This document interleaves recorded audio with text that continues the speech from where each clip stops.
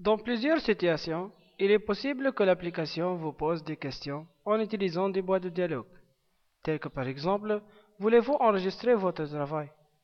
Êtes-vous sûr de vouloir quitter? Dans cette leçon, on va apprendre à utiliser les boîtes de dialogue prédéfinies. On a utilisé l'assistant de création d'application pour créer cet exemple. Le bouton quitter permet de mettre fin à notre application.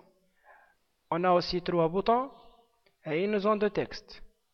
On a utilisé le class wizard pour attacher une variable mstrRésultat de type cstring à notre zone de texte. Maintenant, on veut que notre application nous pose une question en cliquant sur le bouton oui/non annulé. Pour cela, double-clique sur le bouton.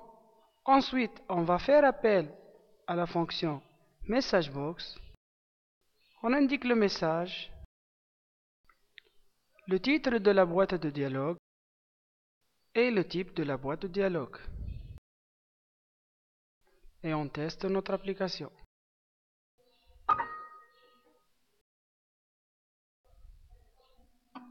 On veut maintenant ajouter une icône dans notre boîte de dialogue.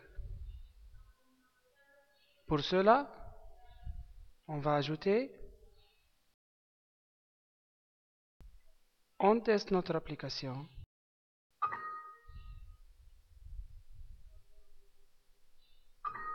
Et voilà.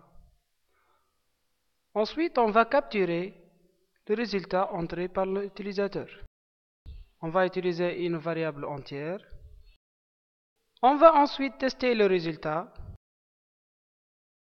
Si l'utilisateur a choisi Yes, alors on va afficher Yes, Yes, Yes. Break. Si l'utilisateur a choisi No, alors on va afficher No, No, No.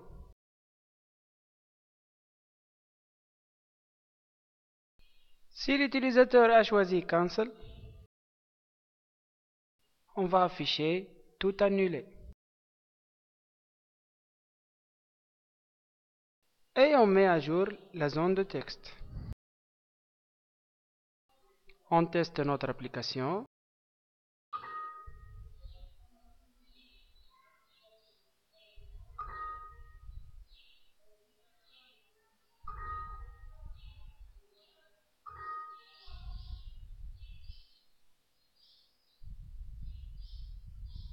De même pour le deuxième bouton,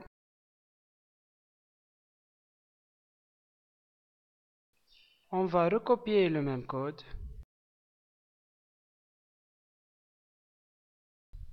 Changer le type de la boîte de dialogue. Changer le type d'icône. On va utiliser l'icône exclamation. Si l'utilisateur répond par abort, alors on va afficher abort.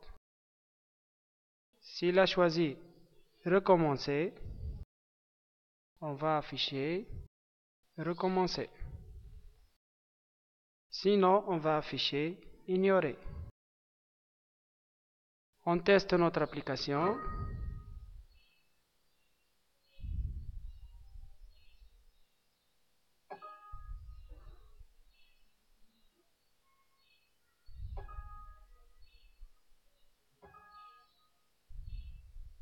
Maintenant, on veut donner la possibilité à l'utilisateur de choisir un fichier en cliquant sur le bouton Ouvrir.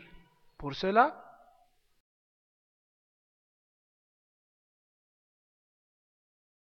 on va instancier la classe SaveFileDialog.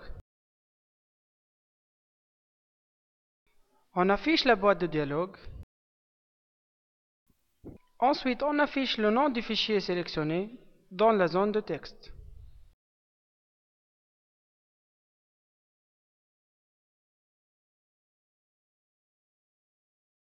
Et on met à jour les variables. On teste notre application.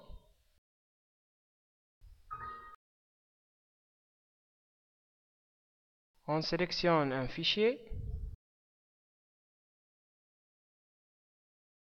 Voilà le nom du fichier.